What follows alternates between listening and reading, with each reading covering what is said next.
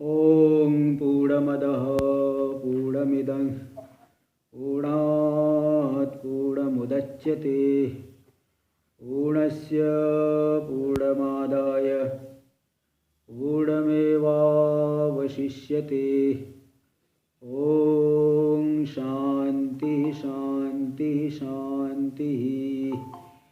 शङ्करं शङ्कराचार्यं केशवं बादरायणं सूत्रभाष्यकृतौ वन्दे भगवन्तौ पुनः पुनः। ईश्वरो गुरुरात्मेति मूर्तिभेदविभागिने व्योमवद्व्याप्तदेहाय दक्षिणामूर्तये नमः। ओम शांति शांति शांति। शुक्ल यजुर्वेद की काण्व शाखा की ईशावास्योपनिषद, इस पे हम लोग विचार कर रहे हैं। तो यहाँ पे इसमें हम लोग देख रहे थे जो नवम मंत्र, इसकी भूमिका रूप से थोड़ा आ रहा था। तो यहाँ ये मतलब भास्कर जो है एक भेदाभेदवादी है। भास्कर सर्वशंकरवादी, वो ज्ञान कर्म के समुच्चय को मानता है। यद्यपि क्योंकि श्रुति तो जो है, इसलिए उस समुच्चय को निराकरण करना पड़े, क्योंकि श्रुति में तो कहा ज्ञानादेव तु कैवल्यम, ज्ञान से ही मुक्ति कही गई। अब ज्ञान की उत्पत्ति में कर्मों की उपयोगिता है, उपासना की उपयोगिता है, ये बात अलग है। किंतु ज्ञान अपने फल की सिद्धि के लिए किसी की अपेक्षा नहीं रखता, इसलिए कर्मों के साथ इसका समुच्चय नहीं बन सकता। इसलिए यहाँ पे इसका निराकरण कर रहे हैं। तो ज्ञान निष्ठा, इसीलिए शुरू में ही ज्ञान निष्ठा अलग है और कर्म निष्ठा अलग है, आरंभिक दो मंत्रों में बता दिया गया। यहाँ जो नवम मंत्र में ये इसके कहने का तात्पर्य है भास्कर के कि पूरी ईशावास्योपनिषद एक ही ब्रह्म विद्या का प्रकरण है, एक ही है। इसलिए प्रकरण भेद करना उचित नहीं है कि आप जो है ज्ञान निष्ठा और कर्म निष्ठा अलग अलग प्रकरण कर दिए। तो ऐसा अलग नहीं करना चाहिए, ऐसा उसके कहने का तात्पर्य है। क्या इसका खंडन कर रहे हैं कि नहीं? जो कर्म होता है अज्ञानी के लिए विधान किया जाता है, और जो विवेकी है उसके लिए ज्ञान का विधान किया गया है। तो ये सब बातें कल आ गई थी। देखिए यहाँ पे, एवं मंत्र प्रदर्शिते निष्ठा द्वये ब्राह्मण सम्मतिम दर्शयित्वा, पेज नंबर 37 पे, जो पीडीएफ वाली पुस्तक में पेज नंबर 37 पे अंतिम पंक्ति टीका में देखिए, आनंदगिरी टीका। एवं मंत्र प्रदर्शिते निष्ठाद्वये ब्राह्मण सम्मतिम दर्शयित्वा, मंत्र के द्वारा जो दो निष्ठा दिखाई गई, कर्म निष्ठा और ज्ञान निष्ठा, इन्हीं दोनों बातों का ब्राह्मण भाग, क्योंकि बता दिया कि काण्व शाखा में ईशावास्योपनिषद भी है और बृहदारण्यक उपनिषद में भी है। ईशावास्योपनिषद मंत्र भाग का है, मंत्र भाग की उपनिषद है, और बृहदारण्यक उपनिषद वो ब्राह्मण भाग की उपनिषद है। तो जो ब्राह्मण भाग होता है मंत्र भाग की ही व्याख्या रूप होता है। इसलिए इसी बात को देखो, एवं मंत्र प्रदर्शिते निष्ठा द्वये ब्राह्मण सम्मतिम दर्शयित्वा, मंत्र के द्वारा जो दो निष्ठा दिखाई गई, ब्राह्मण भाग की सम्मति दिखा दी गई। ये सब जो है सप्तान्न सर्ग ये सब कल आ गया था। तो प्रकरण विभागम दर्शयति, प्रकरण विभाग को दिखा रहे, ये तू ज्ञानिन। भाष्य में देखिए तो ये जो ये तू ज्ञानिन ने ज्ञान निष्ठा, ये तो ज्ञान निष्ठा वो दिखा दी। ये तो ज्ञान निष्ठा सन्यासी न तेभ्यो असुरिया नामते इत्यादि न अविद्वन निंदा द्वारेण आत्मनो याथात्म्यम सपरेगात इत्येतद अंतर मंत्र उपदिष्टम। ये पंक्ति भी कल पढ़ दिया था, इसलिए मैं जल्दी जल्दी बता दे रहा हूँ कि जो ज्ञान में निष्ठ है सन्यासी लोग, उनके लिए असुरिया नाम लोका इत्यादि की मंत्रों के द्वारा अज्ञान की निंदा करके आत्मा के याथात्म्य को 8वें मंत्र तक बताया गया। सपरेगात जो मंत्र आया था, ते ही अत्र अधिकृता न कामिना। तो सन्यासी जो निष्काम लोग है, कामना से रहित लोग है, वही इस ज्ञान निष्ठा में अधिकारी है, कामी लोग नहीं। तथा च श्वेताश्वतराणाम मंत्रोपनिषदि, श्वेताश्वतर शाखा की मंत्र उपनिषद, मंत्र संबंधी उपनिषद है, श्वेताश्वतरोपनिषद उपनिषद का ही नाम है। उस उपनिषद में आया है, देखिए, अत्याश्रमीभ्य परमं पवित्रम प्रोवाच सम्यक ऋषिसंग जुष्टम इत्यादि विभज्य उक्तम। अत्याश्रमीभ्य, अत्याश्रमी का अर्थ होता है परमहंस, सभी आश्रमों का अतिक्रमण करके जो स्थित है वो उत्तम आश्रमी यानी परमहंस। परमहंस का क्या अर्थ होता है? देखो 9 नंबर टिप्पणी में दे दिए हैं। अत्याश्रमीभ्य यानी, अच्छा आगे आगे आगे टीका में, अगले पृष्ठ पे टीका में दिए, अत्याश्रमीभ्य इति उत्तमाश्रमीभ्य, और उत्तमाश्रमीभ्य का भी अर्थ कर दिए है, चलो तो ठीक है। तो उत्तम आश्रमी ये परमहंस लोगों के लिए। तो देखिए यहाँ पे इसी के लिए 9 नंबर टिप्पणी में यहाँ दिए, तप प्रभावात् देव प्रसादाच्च ब्रह्म श्वेता स्वतरो अथ विद्वान। जो है तप के प्रभाव से, देवताओं के प्रभाव से, जो श्वेता स्वतर नाम के थे ऋषि, उन्होंने ब्रह्म को जाना। इस तरह से वहाँ पे जो कामना से रहित सन्यासी का नहीं मतलब वो कामना से रहित है, तो उसके लिए परम पवित्र जो ज्ञान है उसको बताया, जो कि सम्यक ऋषि संग जुष्टम, सम्यक रूप से ऋषियों के समुदाय के द्वारा वह सेवित है ज्ञान, इत्यादि विभज्य उक्तम, विभाग करके दिखाए। तो विभाग करके दिखा दे मतलब जो कामी पुरुष है, जिनकी गृहस्थ आश्रम में ही रुचि है, उनसे अलग करके इनको दिखाया गया। निष्काम के लिए ही ये परम पवित्र ज्ञान ये बताया गया, विवेकियों के लिए बताया। इस तरह से वहाँ पे श्वेता सतर उपनिषद में भी बताया गया है। ये तो कर्मिणः कर्मनिष्ठा, जो कर्मी लोग, भाष्य में देखिए, भाष्य में चल रही है, तो कर्मिणः कर्मनिष्ठा, जो कर्मी लोग है कर्मनिष्ठा, कर्मणि निष्ठा येषां ते कर्मनिष्ठा, कर्म में ही निष्ठा रखने वाले हैं, दुराग्रह रखने वाले हैं, कर्म ही मेरे लिए उत्तम साधन है, ऐसा जो मानने वाले हैं, उनके लिए कर्म कुर्वन्ता एव, कर्म करने वाले हैं, जिजीविषवश, जिजीविषा वाले हैं, तेभ्य इदम उच्यते, उनके लिए ये बात अब बताई जा रही। तो मतलब ज्ञान निष्ठा अलग है, कर्म निष्ठा अलग है, ये जो है समझ लेना चाहिए। तो इसलिए ये सब बातें यहाँ तक जो भूमिका में सब दिखा दिए, अब सीधे हम लोग मंत्र में चलेंगे। इदम उच्यते अंधम तम इत्यादि। पहले मंत्र देख लीजिए और भी थोड़ा सा यहाँ विचार दिखाएंगे।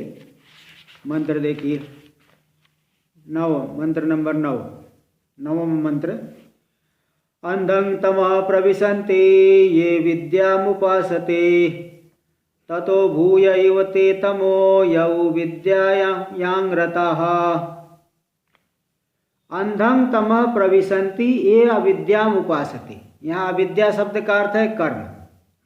जो लोग कर्म की उपासना करते यानी तत्पर होकर के कर्म का ही अनुष्ठान करते हैं, उपासना नहीं करते। देखिए, ज्ञान और कर्म का कभी समुच्चय हो नहीं सकता। यहाँ जो अलग अलग कर्म और उपासना की निंदा करके दोनों का समुच्चय दिखाएंगे कि कर्म भी करना चाहिए, उपासना भी करनी चाहिए। केवल कर्म करेंगे तो वह जो है सीमित अहंता का ही विकास होगा।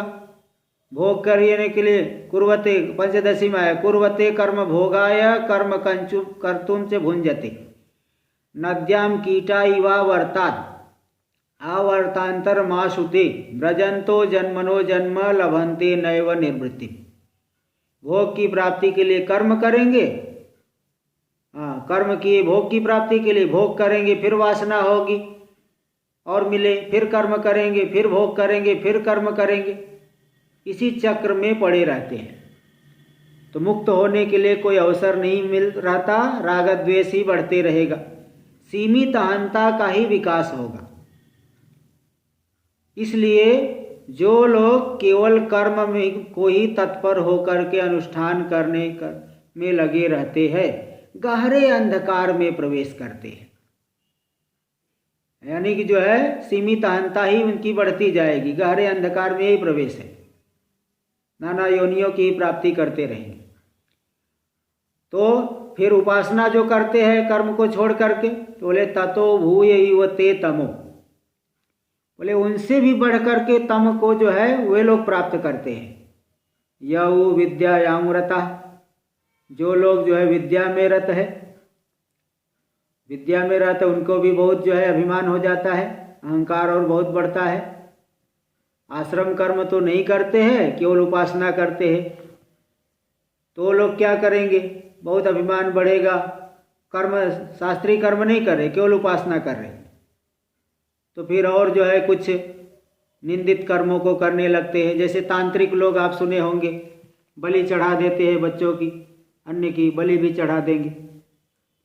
तो मतलब ये है कि जो शास्त्रीय कर्म को नहीं करते हुए केवल जो है उपासना करते हैं, तो उनका भी अहंकार बढ़ते जाता है और अन्य निंदित कर्मों को करते रहते हैं, इससे उनको अनिष्ट की ही प्राप्ति होती है। इसलिए केवल कर्म और केवल उपासना नहीं, दोनों को मिला करके करना चाहिए। यहाँ जो विद्यायाम रता, विद्या शब्द का अर्थ यहाँ उपासना लेना, देवता ज्ञान, देवता संबंधी ज्ञान, उससे उपासना, क्योंकि उपासना का मतलब गुण चिंतनम उपासना, देवता के गुणों का चिंतन करना, यही उपासना होती है। क्योंकि यहाँ जो है मुख्य जो ज्ञान है उसका कर्म के साथ कभी समुच्चय स्वप्न में भी संभव नहीं है। ये बातें जो है आरंभ से बता चुके। इसलिए अलग अलग ये जो लोग करते हैं, कर्म कर रहे हैं तो अंधकार में जा रहे हैं, और उससे भी ज़्यादा अंधकार में जा रहे हैं जो केवल उपासना करते हैं। इस तरह से दोनों की निंदा कर दी है। तो आगे जो है बताएंगे, दोनों का समुच्चय करके करना है, उपासना भी करना है और आश्रम कर्मों को भी करना है। भाष्य में देखिए पेज नंबर 38। कथं पुनरेवं अवगम्यते न तु सर्वेषाम् इति उच्यते।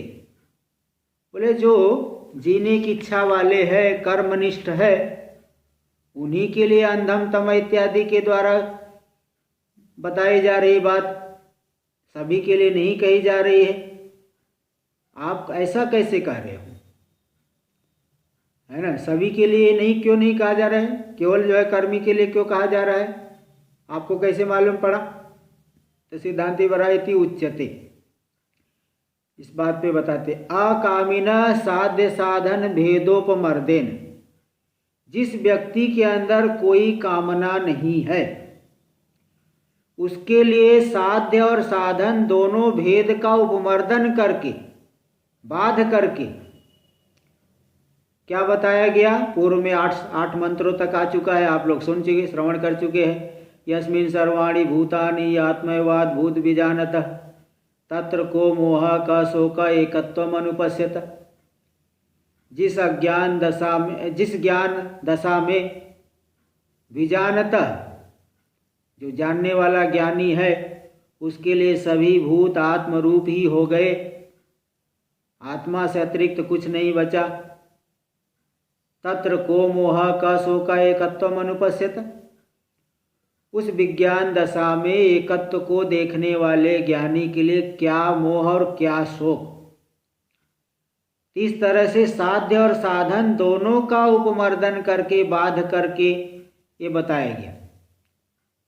इति यद आत्म एकत्व विज्ञानम, इस तरह से जो आत्म एकत्व विज्ञान बताया गया, तन्न केनचित कर्मणा ज्ञानांतरेण वा ही अमूढ़ समुच्चिची सती, उस आत्म एकत्व विज्ञान को किसी भी कर्म से अथवा ज्ञानांतर मतलब अन्य किसी उपासना से अमूढ़ पुरुष, विवेकी पुरुष समुच्चय करने की इच्छा नहीं करता, क्योंकि जानता है कि इसका समुच्चय हो ही नहीं सकता।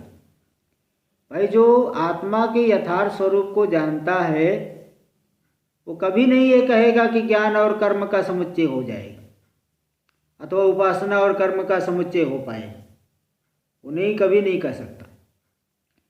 इसलिए अविवेकी व्यक्ति भले कहे, मूढ़ व्यक्ति भले कहे, विवेकी कभी नहीं ऐसा कहता। यह तो देखो, अब थोड़ा टीका में देख लीजिए, साध्य साधन भेदोपमर्देन, ये जो आया इसका आनंद गिरी टीका में दे रहे, साध्य साधन भेदोपमर्देन, जैसे साध्य हो गया स्वर्ग आदि, आप जो है ज्योतिष्टोम आदि याग करोगे तो आपको स्वर्ग मिलेगा, उस कर्म का साध्य हो गया स्वर्ग, साधन हो गया याग। ऐसे और भी नाना प्रकार के कर्म है, नाना प्रकार की उपासना है, उनका नाना प्रकार का फल है। तो साध्य साधन दोनों का बाध करके यदात्म एकत्व विज्ञानम, जो आत्म एकत्व विज्ञान बताया गया किन मंत्रों के द्वारा, यस्मिन् सर्वाणि भूतानि आत्मैवा भूत इति अवधारणेन उक्तम। अवधारण आत्मा एव, आत्मा ही हो गए, ऐसा निश्चय करके अवधारण करके कहा गया। पूर्वार्ध के द्वारा यही बताया गया कि सब साध्य साधन भाव वहाँ कुछ नहीं बचा, केवल आत्मा ही रह गया। और उत्तरार्ध में क्या बताया गया कि तत्र को मोह का शोक, उस ज्ञान दशा में क्या मोह और क्या शोक। उत्तरार्धेन च संसार निवृत्ति फलकम उक्तम, संसार निवृत्ति फलक उस एकत्व विज्ञान को बताया गया। एकत्व विज्ञान का फल है संसार की निवृत्ति, कोई शोक नहीं, कोई मोह नहीं, ऐसा बताया गया। तो अब इस प्रकार का जो ज्ञान है, जो साध्य साधन सभी का उपमर्दन कर देने वाला है, उस ज्ञान को आप सहकारी की अपेक्षा बता रहे हो। कर्म रूपी सहकारी चाहिए अथवा उपासना रूपी सहकारी चाहिए, ये बात तो बिल्कुल स्वप्न वाली बात हो गई, जैसे स्वप्न देख के बोल रहे कुछ, ये बिल्कुल हो ही नहीं सकता है। बताओ, जिस अवस्था में साध्य साधन भेद सभी विनष्ट हो जाते हैं, भेद रहा ही नहीं, कैसे जो आप ज्ञान का दूसरे के साथ समुच्चय कर लोगे। इसलिए देखिए, तन न श्रौतेन स्मार्तेन वा कर्मणा केनचिद अमूढ़ समुच्चिचीसति, उस ज्ञान को, आत्म एकत्व विज्ञान को श्रौत कर्म अथवा स्मार्त कर्म, श्रौत कर्म अग्निहोत्रादि कर्मों को श्रौत कर्म कहते हैं, और स्मार्त कर्म जो पूर्वदत्त पूर्त है, वापी कुपर तड़ाग आदि देवता यतना च अन्न प्रदान आराम पूर्त कर्म, ये स्मार्त कर्म में आ गए। जो वापी कुआं जल आदि की व्यवस्था करते हैं, धर्मशाला बनवाते हैं, बगीचा लगवाते हैं, हॉस्पिटल आदि आजकल खोलते हैं, ये सब स्मार्त कर्म में आ जाएंगे। ये सब मुंडक आदि में ये सब और भी आएगा, सब बताएंगे, जहाँ जहाँ प्रसंग आएगा विस्तार से बताएंगे। तो जो ये एकत्व विज्ञान है, श्रौत कर्म अथवा स्मार्त कर्मों के साथ, किसी भी कर्म के साथ अमूढ़ पुरुष, विवेकी पुरुष समुच्चय नहीं करना चाहता। वो जानता है कि समुच्चय हो ही नहीं सकता है। भाई जो मर्म को, शास्त्र के मर्म को समझने वाला है, वो कभी इस उटपटांग बातें नहीं कहेगा। शास्त्र के मर्म को नहीं समझ के आप अपनी युक्ति लगाओगे, अपनी युक्ति से कुछ सिद्ध करना चाहो, तो बड़ी जो है, अगर सही मार्ग को छोड़ करके गलत मार्ग आप चुन लिए, ये तो पतन वाली बात होगी। इसलिए वो विवेकी पुरुष ऐसा कोई समुच्चय नहीं करेगा। आगे देखिए, आगे भाष्य में एक पंक्ति पहले देखिए। अच्छा, एक पंक्ति पहले, टीका एक पंक्ति रह गई। अंधम तम इत्यादौ तु समुच्चिचीसया विद्वदादि निंदा दृश्यते। अंधम तम इत्यादि में समुच्चय करने की इच्छा से, किसका किसका समुच्चय होगा? उपासना और कर्म का। ये समुच्चय करने की इच्छा से अज्ञानी की निंदा की जा रही, जो केवल कर्मों में लगा हुआ है। वो तो अभिमान उसका बढ़ते, राग द्वेष आदि बढ़ते जाएगा, फल की इच्छा बढ़ती जाएगी, परिच्छिन्नता बढ़ती जाएगी, और जो केवल उपासना में लगा उसका भी अहंकार आदि बढ़ते जाएगा। इसलिए अज्ञानी आदि से उपासक इनकी निंदा जो है की जा रही, केवल उपासना को ही मानते हैं, ये निंदा की जा रही, अविद्वत निंदा। तथा किम इत्यतः, ऐसे इससे क्या सिद्ध होगा, ऐसी आकांक्षा होने पे बता रहे भाष्य में। पहले देखिए, यह तो समुच्चिचीसया अविद्वद आदि निंदा क्रियते, यहाँ पे तो समुच्चय उपासना और कर्मों के समुच्चय करने के लिए अज्ञानी आदि की निंदा की जा रही। तत्र च यस्य येन समुच्चय संभवत, अब ये समुच्चय किसका किसके साथ संभव है, तो उस बात को हम न्यायतः शास्त्रतो तवा, न्याय से मतलब युक्ति युक्त, युक्ति से भी विचार करो भाई किसका किसके साथ समुच्चय हो सकता है। ज्ञान का कभी समुच्चय हो सकता है क्या कर्म के साथ? ये तो वही बात हो गई कि अंधकार और प्रकाश का, तीव्र अंधकार और तीव्र प्रकाश का समुच्चय हो गया, ऐसा कहीं नहीं होता है। गुफा के भीतर गहरा अंधकार है, वहाँ सूर्य का प्रकाश नहीं है, और जहाँ दोपहर में सूर्य का प्रकाश है, तीव्र प्रकाश है, वहाँ अंधकार नहीं है। इसलिए युक्ति पूर्वक जिसका जिसके साथ समुच्चय हो सकता है, शास्त्र तो वा, अथवा शास्त्र जिसको कह रहा है जिसका जिसके साथ समुच्चय हो सकता है, तद यह उच्चते, उस बात को यहाँ पे हम बताएंगे कि किसका किसके साथ समुच्चय हो रहा है। टीका में देखिए अंतिम पंक्ति, कस्य तर्हि ज्ञान से कर्म समुच्चय संभवति। बोले फिर यहाँ भी तो विद्या शब्द आया है मंत्र में, मंत्र के उत्तरार्ध में विद्या, जो विद्या में रत है वो भी गहरे अंधकार में प्रवेश करते, मतलब दोनों करना चाहिए। तो कौन से ज्ञान के का कर्म के साथ समुच्चय संभव, इसको तो बता दो, आप ही बता दो। इत्यतः यद दैवम वित्तम, भाष्य में देखिए यद दैवम वित्तम, जो दैव वित्त है, देखो एक होता है मानुष वित्त और एक होता है दैव वित्त। मानुष वित्त क्या है? शरीर, धन संपत्ति, शरीर जो जिसका मोटा तगड़ा है, जो स्वस्थ है, धन संपत्ति है, पशु पत्नी आदि सब ये सब है, घर परिवार, ये है मानुष वित्त, ये मानुष वित्त में गिना जाए। और जो देवता विषयक ज्ञान है, उपासना जिसके द्वारा करते हैं, वो है दैव वित्त। जो देवता विषयक ज्ञान है, जैसे उपासना करनी है तो भी आपको, जैसे श्री विद्या की दीक्षा आजकल बहुत लोग लेते हैं, तो भी उस जिसको ज्ञान है, जो जानता है उसके विषय में वही दीक्षा देगा। वो जो ज्ञान है दैव वित्त कहा जाता है, देवता विषयक जो ज्ञान है दैव वित्त है। यद दैवम वित्तम मतलब देवता विषयम ज्ञानम तत्कर्म संबंधित्वेन उपन्यस्तम, तो जो देवता विषय ज्ञान है, उपासना है, वही कर्म के संबंधी रूप से उपन्यस्त हुआ है। यहाँ पे उसका उपन्यास कथन किया गया है। न परमात्म ज्ञानम, परमात्म ज्ञान नहीं, क्योंकि उसमें तो सब साध्य साधन भेद का बाध हो जाता है। इसलिए जो अद्वितीय आत्म का ज्ञान है, उसका कभी स्वप्न में भी कर्मों के साथ समुच्चय हो नहीं सकता। अब थोड़ा सा टीका में देख लीजिए, यह चोक्तम भास्करेण, और ये जो भास्कर ने शंका की थी, समुच्चयवादी ने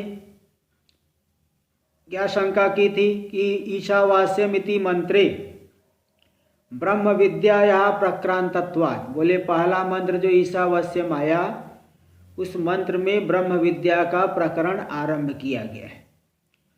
तस्या एव समुच्चिचीसया निंदा उच्यते, समुच्चय करने के लिए उसी की निंदा की जा रही है।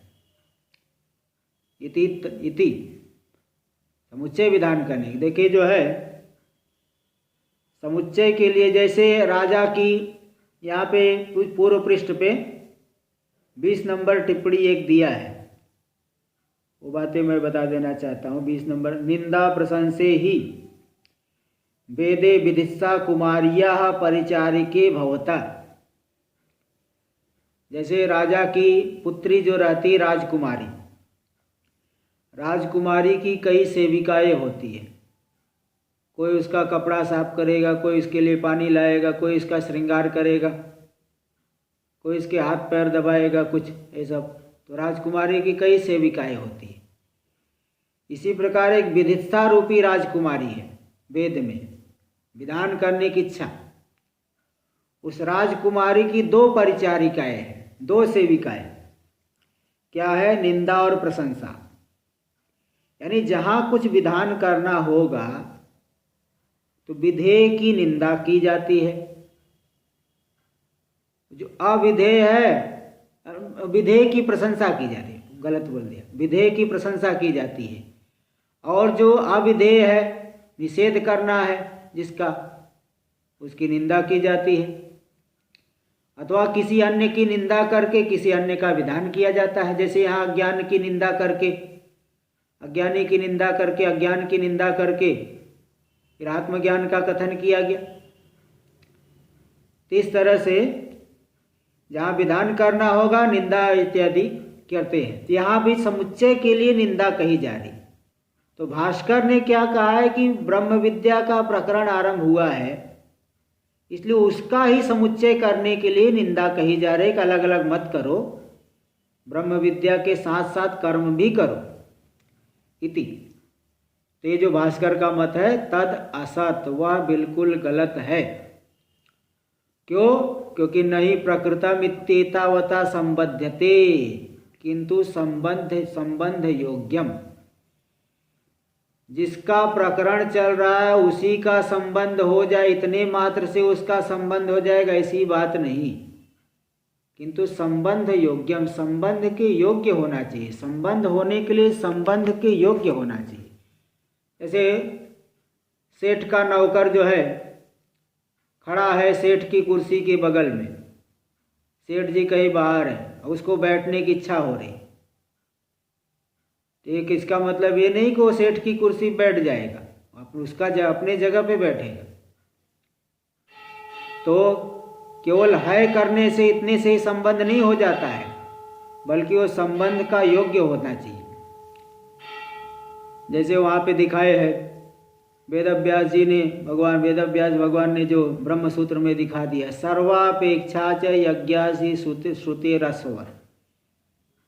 यज्ञादि श्रुतियाँ जो है, यज्ञादि श्रुति जो आई है, तमेतम वेदानुवचनेन ब्राह्मणा विविदिशन्ति यज्ञेन दानेन तपसा नाशकेन। तो यज्ञादि श्रुति क्या करे? कुछ आत्मा को ज्ञान तप के द्वारा, यज्ञ के द्वारा जानना चाहते हैं, तो ज्ञान के साधन रूप से यज्ञादि को कहा गया। किंतु ज्ञान मुक्ति देने के लिए अकेले ही, स्वतंत्र ही काफी है, किसी के साथ समुच्चय वहाँ नहीं होता। दीपक जलाने तक भले आपको तेल, दिया बाती ये सब चाहिए, किंतु दीपक जल गया तो अंधेरा हटाने के लिए किसी के साथ समुच्चय नहीं करना पड़ता है ना। तो केवल होने मात्र से समुच्चय नहीं होता है, संबंध नहीं हो जाता, संबंध के योग्य होना चाहिए, है ना। इसलिए योग्यता जरूरी होती है। तो ज्ञान का कर्म का ज्ञान के साथ संबंध की योग्यता नहीं है। देखिए ये बात है, शुद्ध ब्रह्मात्मेकत्व विद्यायास्तु कर्तृत्वादि अध्यासोपमर्दकत्वात् नास्ति कर्म संबंध योग्यता। शुद्ध जो ब्रह्मात्मेकत्व विद्या, हम अस्मि परम ब्रह्म, मैं परम ब्रह्म हूँ, व्यापक हूँ, मुझमें अज्ञान नहीं, अज्ञान का कार्य नहीं, ऐसा जो ज्ञान हो गया है वो तो पूरे की पूरे कर्तृत्व आदि अध्यास का ही विनाश कर देगा। मैं करता हूँ, मैं भोगता हूँ, इस भाव को ही नष्ट कर देगा। इसलिए नास्ति कर्म संबंध योग्यता, ब्रह्म विद्या का कर्म के साथ संबंध की कोई योग्यता नहीं है। किंच, और इसके अतिरिक्त, यस्मिन् निष्पन्नेपि फलस्य व्यवधानम संभाव्यते। कोई कहेगा नहीं सहकारी मान लो, तो देखो भाई, जिसके निष्पन्न होने पर फल का व्यवधान संभव है, तस्यैव सहकारी समुच्चय, उसको ही सहकारी की जरूरत पड़ती है, सहकारी का समुच्चय मानना पड़ेगा। दर्शादे, जैसे दर्शादी, दर्श पूर्णमासिक याग का नाम है। दर्श में 3 प्रधान कर्म होते हैं, पूर्णमास में 3 प्रधान कर्म होते हैं। पूर्णिमा के समय 3 प्रधान, आग्नेय, अग्नि, सोमी, उपांशु, 3 याग। अमावस्या के समय आग्नेय, ऐन्द्रम, दधि, ऐन्द्रम, पया, ये 3 याग होते हैं। और इनका जो है प्रयाज, अनुयाज इत्यादि भी चाहिए। प्रयाज, अनुयाज ये सब नहीं करेंगे तो कर्म फल नहीं देगा पूरी तरह से। तो जिस याग के निष्पन्न होने पर भी व्यवधान है, मरने के बाद मिलेगा फल, उसको सहकारी की आवश्यकता होती है। लेकिन यहाँ ऐसा नहीं, यहाँ तो ज्ञान होते ही ये तो एकत्वम अनुपश्यत, एकत्व को जान लिया, को उसको क्यों मोह का शोक, उसको क्या मोह और क्या शोक, इति एकत्व दर्शन समकालमेव मोहादि निवृत्त्य विधानात्। एकत्व ज्ञान के समान काल में ही मोहादि की निवृत्ति कही गई। इसलिए न कालांतरी फलम, कालांतरी फल यहाँ नहीं होता कि कहीं बाद में, बहुत बाद में मिलेगा, बहुत बाद वाली यहाँ नहीं समझना। तुरंत यहाँ ज्ञान होते ही शोक और मोह का अभाव। इसलिए ततो न सहकारी समुच्चिचीसा, सहकारी के समुच्चय की इच्छा नहीं, क्योंकि ज्ञान होते ही फल मिल गया। इसलिए बार बार बताया जाता है भाई, जो है ज्ञान की उत्पत्ति के लिए कर्म चाहिए, क्योंकि बिना कर्म के मल हटेगा नहीं। उपासना नहीं करोगे, चित्त एकाग्र नहीं होगा, तो ज्ञान कहाँ से होगा। इस प्रकार से कर्म और उपासना की उपयोगिता तो है। निष्काम कर्म, वो भी निष्काम कर्म लेना। लेकिन अब बोलोगे ज्ञान उत्पन्न हो गया और फिर सहकारी की अपेक्षा करेगा, वो बिल्कुल गलत बात है, क्योंकि वो तुरंत फल होता है उसका। ततो न सहकारी समुच्चिचीसा, सहकारी के समुच्चय की कोई इच्छा नहीं है। किंच, और भी देखिए, अस्या मंत्रोपनिषदो, ये जो मंत्र उपनिषद, मंत्र भाग की उपनिषद है, बता दिए बारंबार। तो ब्राह्मणे, इसके मंत्र उपनिषद के जो ब्राह्मण वाला है, इस बृहदारण्यक उपनिषद ब्राह्मण भाग में मंत्र की व्याख्या ब्राह्मण भाग होती है। वहाँ पे आया है ब्राह्मणा विविदिशन्ति यज्ञेन, उस इस आत्मा को यज्ञ, उस इस आत्मा को ब्राह्मण लोग, ब्राह्मण यानी मुमुक्षु लोग। देखिए ज्ञान के प्रकरण में जहाँ अधिकारी के लिए ब्राह्मण शब्द आए, वहाँ समझ लेना ब्रह्म जिज्ञासु।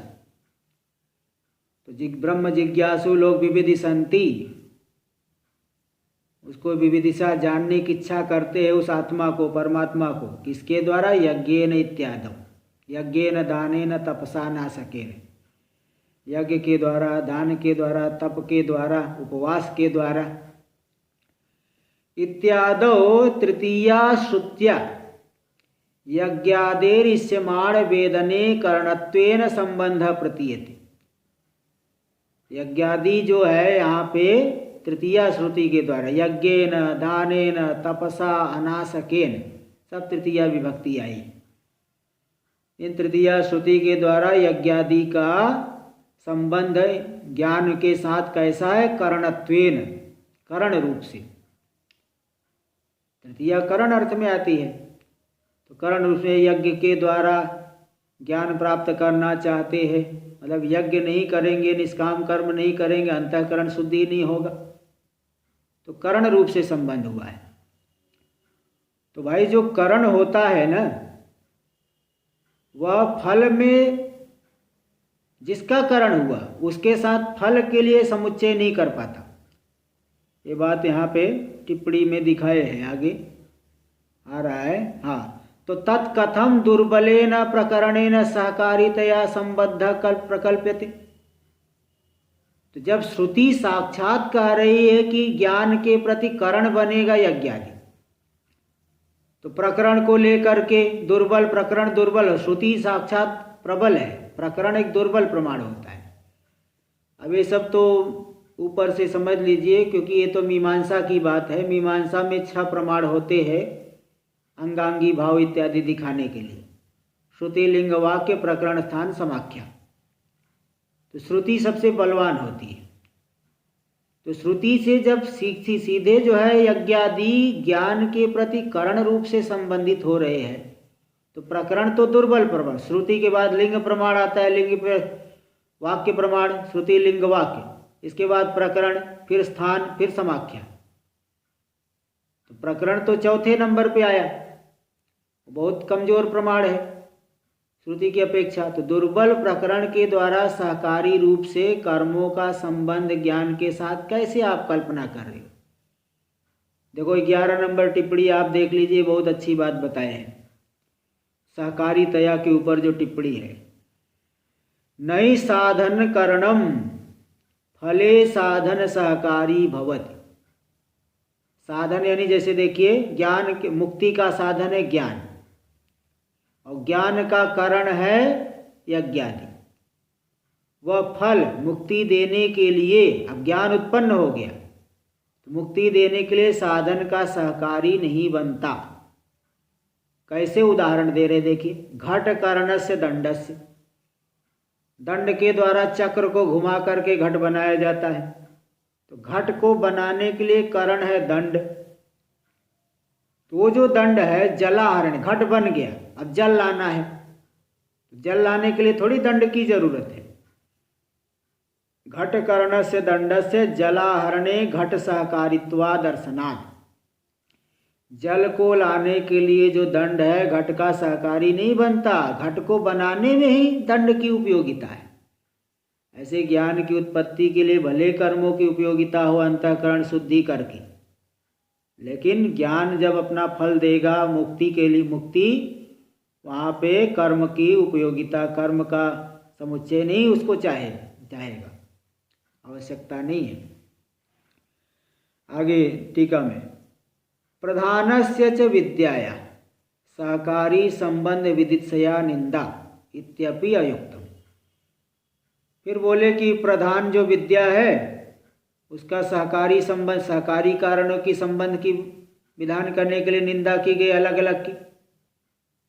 इत्यपि अयुक्तम, ये भी नहीं कह सकते क्योंकि सहकारी तो बनी नहीं, साथ में फल देने वाला हो, सह करोति इति सहकारी, साथ में जो करे फल उसको कहते सहकारी।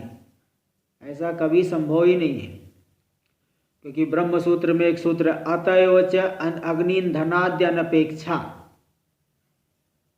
अग्निधनादि, अग्नि और ईंधन से उपलक्षित जो कर्म, अतः मतलब ब्रह्म विद्या स्वतंत्र पुरुषार्थ है, इसीलिए मोक्ष फल में उसे मोक्ष फल देने के लिए आश्रम कर्म की अपेक्षा नहीं। 13 नंबर टिप्पणी में देखिए, इसका सूत्र का अर्थ दे दिए।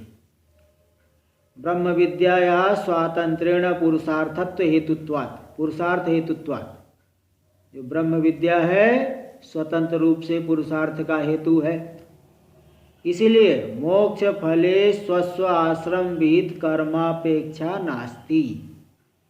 मोक्ष रूपी फल देने के लिए स्वस्व आश्रम विहित कर्म की अपेक्षा ज्ञान को नहीं है।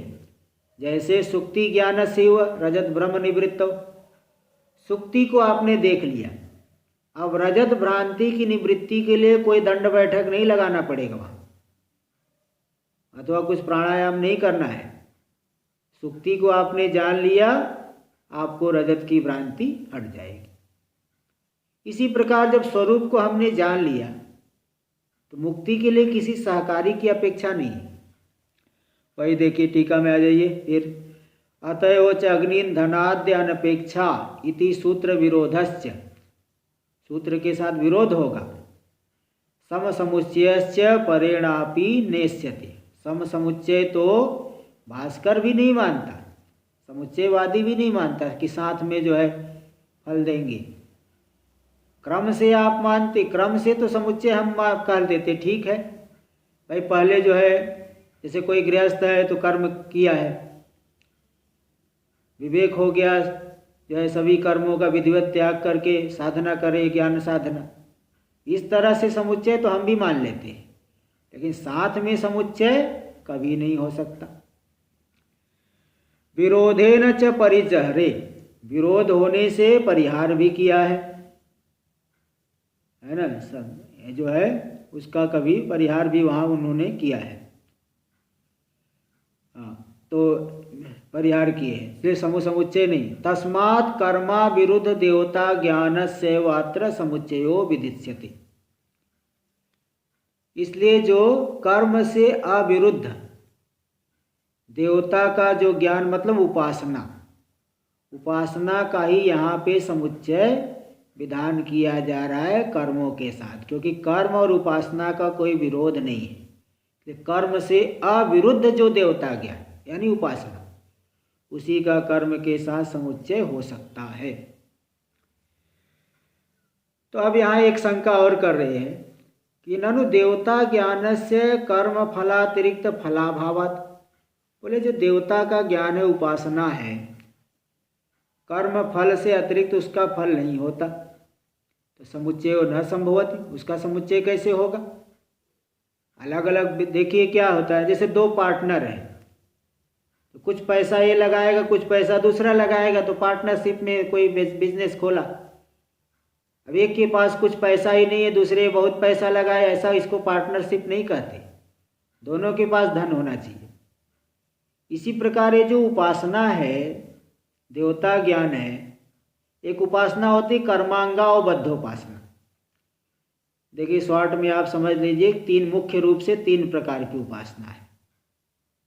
एक तो है कर्मांगावबद्धोपासना, यानी कर्म करेगा उसी कर्म से संबंधित एक उपासना भी रहती है, उसको करने से क्या है कर्म पूरा फल देता है, कर्म में जो न्यूनता होती है उसका मार्जन हो जाता है। तो कर्मांगावबद्धोपासना का कर्म के फल से अतिरिक्त फल नहीं होता, कर्म में ही अतिशय हो गया। और जो अहंग्रोपासना होती है, उपास्य को वही उपास्य मैं हूँ इस तरह से चिंतन करना रहता है, उपास्य के स्वरूप को जाने वही मैं हूँ, इसको कहते हैं अहंग्रोपासना। अहंग रूप से ग्रह यानी ज्ञान, इससे क्या होगा, अहंग्रोपासना से ब्रह्मलोक जाता है, अथवा जिस उपास्य की उपासना की उपास्य के लोक में जाएगा। तीसरी होती प्रतीकोपासना, जिसका दो भेद कल बताया था, अध्यास और संपद, तो तीन प्रकार की। तो प्रतीकोपासना क्या है कि वो अभ्युदय फलक होती है, ऊपरी लोकों की प्राप्ति होगी। तो एक तो है कर्मांगावबद्धोपासना, जिसका कर्मातिशय फल, कर्म से अतिरिक्त फल नहीं, कर्म में ही अतिशय हो जाएगा, मतलब उत्कृष्ट कर्म हो गया। और अहंग्रोपासना का क्रम मुक्ति फल होता है, प्रतीकोपासना का अभ्युदय की प्राप्ति, स्वर्ग अन्य ऊपर के लोकों की प्राप्ति। ते जो है तीन प्रकार की उपासनाएं मुख्य रूप से है। ये जो यहाँ है पूर्व पक्षी क्या कह रहा है, जो देवता ज्ञान है जैसे कर्मांगावबद्धोपासना है, उसका अलग से तो फल होता नहीं, कर्म फलातिरिक्त फलाभावात्, कर्म फल से अतिरिक्त उसका फल नहीं होने से समुच्चयो न संभवति, उसका कैसे जो है ज्ञान के साथ समुच्चय होगा। भाई पार्टनरशिप के लिए दोनों के पास पैसा होना चाहिए, तभी पार्टनरशिप होगी। एक फोकट चंद है और दूसरा जो है बहुत पैसे वाला है, इसमें पार्टनरशिप नहीं होती। ऐसे ही जब एक तो फल वाला है कर्म और उपासना का कोई फल नहीं, तो दोनों में समुच्चय कैसे होगा, समुच्चय नहीं हो सकता है। इत्यतः ऐसी अगर शंका हो आकांक्षा हो तो सिद्धांती समाधान दे रहा है। विद्या भाष्य में देखिए, विद्या देवलोक इति पृथक फल श्रवणात्, बोले ठीक है कर्मांगावबद्धोपासना का अलग से फल नहीं, लेकिन आया विद्या देवलोक, विद्या से उपासना से ब्रह्मलोक की प्राप्ति करता है। देवलोक यानी ब्रह्मलोक यहाँ लेना, देखो अलग से फल है, तो उस उपासना का तो समुच्चय हो जाएगा। जिनका अलग से फल है, केवल कर्मांगावबद्धोपासना का अलग से फल नहीं है, किंतु अन्य जो प्रतीकोपासना है, अंग्रोपासना है, अन्य उपासना है, उनका तो अलग से फल होता है। इति पृथक फल श्रवणात्, पृथक फल सुने जाने से वो जो है समुच्चय की अनुपत्ति नहीं बल्कि समुच्चय मानना ही पड़े, क्योंकि दोनों का फल है। तो दोनों जो है फल वाले होने से समुच्चय आराम से होगा, मानना ही पड़ेगा। टीका में अब देख लीजिए, ननु समुच्चिचीषया निंदा इति किमिति व्याख्यायते। समुच्चय करने के लिए निंदा की जा रही है, अलग अलग की निंदा क्यों की जा रही है कि दोनों को साथ में करो। समुच्चय के लिए निंदा की जा रही, ऐसी व्याख्या क्यों आप कर रहे हो? अध्ययन विधेर मोक्षात पर अर्वाग पर्यवसानानुपत्ते देवलोकादि प्राप्ति फलाभासत्वात् प्रहाणार्था एवं निंदा किम नेष्यते। क्योंकि अध्ययन विधि जो आई है, देखिए क्या एक अध्ययन विधि है, स्वाध्यायो अध्येतव्य, स्वाध्याय का अध्ययन करना चाहिए, यानी अपनी अपनी शाखा का अध्ययन करना चाहिए। स्वाध्याय का अर्थ है यहाँ अपनी शाखा, सबकी अलग अलग शाखा होती है। आजकल लोगों को भले न पता हो, लेकिन सबकी अलग अलग शाखा होती है, और पहले सब अपनी अपनी शाखा का अध्ययन तो करते ही थे, कम से कम अपनी शाखा का अध्ययन करते थे। दूसरी शाखा का करो तो और अच्छी बात है, लेकिन अपनी शाखा का अवश्य अध्ययन करते थे। तो ये जो अध्ययन विधि है, मोक्ष से पहले उसका पर्यवसान नहीं होता। पर्यवसान पूरी पर्यवसान ने चरितार्थ नहीं होगी, इसलिए सबका प्रयोजन मोक्ष ही है, ऐसा बताएगी। इसलिए देवलोकादि प्राप्ति फलाभासत्वात्, तो देवलोक आदि की जो प्राप्ति है वो मुख्य फल नहीं है, वो फलाभास है। देखो टीका में इसका 3 नंबर टिप्पणी थोड़ा सा देख लीजिए, बहुत अच्छी बात यहाँ दिखा रहे हैं। मोक्षात्मकम नित्यम फलम अनुद्दिश्य वेदाध्ययनम विदधान स्वाध्यायो अध्येतव्य इत्येष विधिर न साफल्यम अश्नुवीत। देखो, मोक्ष रूपी जो नित्य फल का उद्देश्य नहीं करके अगर वेद का अध्ययन विधान करेगी, अध्ययन विधि, तो जो है सफल नहीं होगी, वो साफल्यम न अश्नुवीत। इसलिए मोक्ष रूपी फल को उद्देश्य करके ही वेद का अध्ययन विधान करके सफलता वो प्राप्त करेगी। न च तथा सती प्रामाण्यम यात, अगर वो सफल नहीं हो पाएगी तो प्रामाणिक भी नहीं मानी जाएगी। अगर मोक्ष रूपी फल को उद्देश्य नहीं करके विधान किया तो सफल नहीं होगी, और सफल नहीं होगी तो प्रमाण नहीं मानेगा कोई।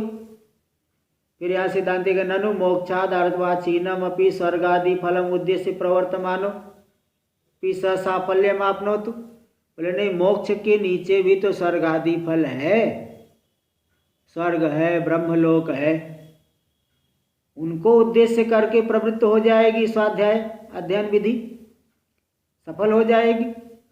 बोले नहीं, देवलोक आदि प्राप्ति वो फल नहीं बल्कि फलाभास है, वो तो तुच्छ फल है। देवलोकादि प्राप्ते फलाभासत्वात्, टीका में, वो तो बड़ा तुच्छ फल है, उसको कोई फल है क्या? इसलिए मुख्य फल है मोक्ष। मोक्ष से पहले अध्ययन विधि का पर्यवसान नहीं हो पाएगा, तात्पर्य मुख्य तात्पर्य बनेगा नहीं। इसलिए कर्म का ज्ञान के साथ समुच्चय विधान कर रहे हैं, इसलिए प्रहाणार्था निंदा, अलग अलग मत करो, त्याग करने के लिए निंदा की जा रही। देखो वो बता रहे, ये 4 नंबर टिप्पणी में दे दिए, ननु किमर्था निंदा, तो बोले प्रहाणार्था है, देवता विज्ञान आदि मोक्षा साधन से तित्याजय से, देवता विज्ञान आदि मोक्ष के साधन नहीं बन रहे, उनका त्याग कराने की इच्छा से निंदा की जा रही। तो मतलब दोनों मिला करके करना है, ज्ञान और कर्म को मिला के करेंगे, अलग अलग नहीं करेंगे। अलग अलग करोगे तो कुछ मिलेगा नहीं। तो इति किम नेष्यते, प्रहाणार्थ यानी त्याग कराने के लिए, अलग अलग को त्याग कराने के लिए निंदा क्यों नहीं मान रहे हो? तत्राह, इस विषय में बता रहे कि नहीं, तयोर ज्ञान कर्मणोर, भाष्य में देखिए, तयोर ज्ञान कर्मणोर यह कैकानुष्ठान निंदा समुच्चिचीषया न निंदा परा ये जो ज्ञान और कर्म, ये दोनों यहाँ पे इस मंत्र में एक एक के अनुष्ठान की जो निंदा हो रही है वह समुच्चय करने के लिए निंदा की जा रही है, ना निंदा पर। कर्म उपासना को छुड़वाने के लिए, त्याग कराने के लिए निंदा नहीं है, बल्कि समुच्चय के लिए निंदा कही जा रही है। क्यों? क्योंकि एक से पृथक फल श्रवणात्, कर्म का भी अलग फल सुना गया है और उपासना का भी अलग फल सुना गया है। कर्म का फल मोक्ष स्वर्ग आदि है और उपासना का फल ब्रह्मलोक आदि है। तो जब दोनों की अलग अलग फल है तो दोनों को छुड़वाने के लिए निंदा नहीं कर रहे, बल्कि दोनों का समुच्चय विधान करने के लिए निंदा की जा रही है। देखो क्या क्या फल स्वयं भाष्य में दिखा रहे हैं। विद्या तदारोहंती, विद्या के द्वारा, उपासना के द्वारा ब्रह्मलोक प्राप्त कर लेते। देखो 5 नंबर टिप्पणी में दे दिए, तदारोहंती मतलब तद हिरण्यगर्भ पदम उपासनया अधिगच्छन्ति, उपासना के द्वारा हिरण्यगर्भ पद की प्राप्ति कर लेते हैं। न तत्र दक्षिणायन्ति, दक्षिणा मतलब कर्मी लोग वहां पे नहीं जाते, ब्रह्मलोक में नहीं जो पहुंच पाते। कर्मी दक्षिणा, दक्षिणा से उपलक्षित जो कर्म अनुष्ठान करने वाले, वो लोग ब्रह्मलोक नहीं जा पाते। कर्मणा पितृलोक, कर्मों के द्वारा पितृलोक मतलब स्वर्ग। देखो 7 नंबर टिप्पणी में दे दिए, पितृलोक स्वर्ग, पितृलोक यानी स्वर्ग, कर्म के द्वारा तो स्वर्ग मिलता है। इति तो नहीं शास्त्र विहितम किंचित अकर्तव्यताम इयात, शास्त्र में जो कुछ भी विधान किया गया है वो अकर्तव्यता को नहीं प्राप्त करना करता, वो कर्तव्य ही होता है। अधिकारी भले अलग अलग है। तो मुख्य बात ये है कि जो है यहाँ पे अलग अलग की जो निंदा की गई है वो छुड़वाने के लिए नहीं निंदा की गई, बल्कि समुच्चय विधान करने के लिए की। दोनों मिला के करो, मिला के करोगे तो बहुत लाभ होगा। अब ये सब दिखाएंगे आगे के मंत्रों में। यहाँ जो दिए थे कि वो मतलब प्रहार के लिए दोनों का त्याग, इनका मतलब ये अभी जो शंका है टीका में कि त्याग करवाने के लिए निंदा, तो वो बताया कि नहीं, त्याग कराने के लिए नहीं बल्कि समुच्चय के लिए, तो हो गया। अभी थोड़ा टीका में आगे देख लीजिए। ना फल शब्दों मोक्षे रूढ़ हो, ये जो फल शब्द है मोक्ष में कोई रूढ़ नहीं है कि मोक्ष ही फल है। फल तो और भी है। अज्ञान दशा में जो है व्यक्ति नाना प्रकार के फल चाहता है, लोगों ऊपर के लोगों की प्राप्ति करना चाहते, कोई कहता है स्वर्ग, मुझे तो स्वर्ग चाहिए। तो फल शब्द कोई मोक्ष में रूढ़ नहीं है, क्योंकि मोक्ष आगे टीका थोड़ा कुछ पेज के बाद है, क्योंकि यहाँ 9, 10, 11 में ज़्यादा टीका नहीं है। 44 पृष्ठ पे आगे 44 पे मोक्षम अनिच्छतापि, जो लोग मोक्ष को नहीं चाहते उनको भी समीहिते फल व्यवहार दर्शनात्, जो समीहित मतलब इष्ट है स्वर्ग आदि, उसमें फल व्यवहार देखा गया है। इसलिए मोक्ष ही केवल फल नहीं है, इसलिए उपासना और कर्म का भी अलग अलग फल है। ततो यो देवलोकादिम उपादिश्यते, तो जो देवलोक आदि का ग्रहण करना चाहता है, पाना चाहता है, तस्य तदपि फलम भवत्येव, उसके लिए तो ब्रह्मलोक स्वर्ग ये सब फल होता ही है। तो कुल मिला के ऐसा नहीं कह सकते कि दोनों का फल नहीं है, दोनों का अलग अलग फल तो है, किंतु निंदा की जा रही समुच्चय कराने के लिए, अथवा उनका त्याग कराने के लिए भी निंदा नहीं, समुच्चय के लिए ही निंदा है। तो इस तरह से अब ये यहाँ तक तो तात्पर्य बता दिए कि मतलब किसका किसके साथ समुच्चय हो रहा है और निंदा क्यों की जा रही, ये भी बता दी। अब मंत्र जो आया, अब यहाँ से मंत्र का अर्थ देखिए, भाष्य में दिखा रहे उस मंत्र का अर्थ क्या है। तत्र अंधम तमो मतलब अदर्शनात्मकम तमः प्रविशन्ति, अदर्शनात्मक तम, बिल्कुल गहरे अंधकार में यानी जिसमें अज्ञान के कार्य बहुत ज़्यादा है, ऐसे शरीरों को मिल जाएगा। जैसे देवता शरीर ही मिल गया कर्म करके, तो देवता लोग क्या भोग प्रधान है, वहाँ भोगों की प्रधानता है। स्वर्ग लोक में जा करके वहाँ किसी को वैराग्य हो जाए, ये तो बड़ी मुश्किल बात है। इसलिए वो कर्म करके स्वर्ग लोक चले गए तो भी अदर्शनात्मक तम की ही प्राप्ति करेंगे, उसी में प्रवेश करेंगे। कौन के? ये अविद्या विद्या या अन्य अविद्या ताम, विद्या से भिन्न जो अविद्या मतलब कर्म है, जो कर्म की उपासना करते यानी कर्म का ही अनुष्ठान करते हैं। कर्मणो विद्या विरोधित्वात्, कर्म विद्या का विरोधी, इसलिए अविद्या से विद्या के विरोधी कर्म को लेना। ताम अविद्याम अग्निहोत्रादि लक्षणाम एव केवलाम उपासते, तो वे लोग जो लोग केवल अग्निहोत्रादि केवल अविद्या के कर्मों की उपासना करते हैं, तत्परा संतो अनुतिष्ठन्ति, तत्पर होकर के अनुष्ठान करते हैं, वे लोग गहरे अंधकार में प्रवेश करते हैं। यानी देवादि योनियों की प्राप्ति करेंगे, वहाँ केवल भोग में ही लगे रहेंगे, इति अभिप्राय। और ततस तस्माद अंधात्मकात्, और उस अंधात्मक तम से तमसो भूयैव, बहुतरम में बहुत ज़्यादा और भी अधिक गहरे अंधकार में प्रवेश करते। ते तम प्रविशन्ति, वे लोग तम को प्रवेश करते हैं। कौन के? कौन? कर्म हित्वा ये तू, ऊ का अर्थ है तू, विद्यायाम एवं देवता ज्ञान एवं रता अभिरता, जो लोग कर्मों को छोड़ करके देवता ज्ञान में ही उपासना में ही लगे हुए हैं। तो भाई जब शास्त्रीय कर्म नहीं करोगे तो झूठ बोलोगे, चोरी करोगे, गाली दोगे, किसी को मारोगे, तो इसलिए केवल उपासना भी नहीं। तांत्रिक लोग देखो बलि चढ़ा देते हैं, इस तरह से केवल उपासना भी नहीं, कर्म के साथ मिला के करना है। इसके लिए अलग अलग की निंदा किए गए, और आगे और मंत्र आएंगे, उसको हम लोग अभी 3 दिन अध्याय रहेगा, फिर हम लोग 15 तारीख से ये पाठ चलेगा। कैलाश परंपरा के अनुसार जो चतुर्दशी, पूर्णिमा या अमावस्या और प्रतिपदा इसको बंद रहता है, तो हम लोग द्वितीया से करेंगे 15 तारीख। ओम पूर्णमदः पूर्णमिदं पूर्णात् पूर्णमुदच्यते पूर्णस्य पूर्णमादाय पूर्णमेवावशिष्यते। ओम शांति शांति शांति।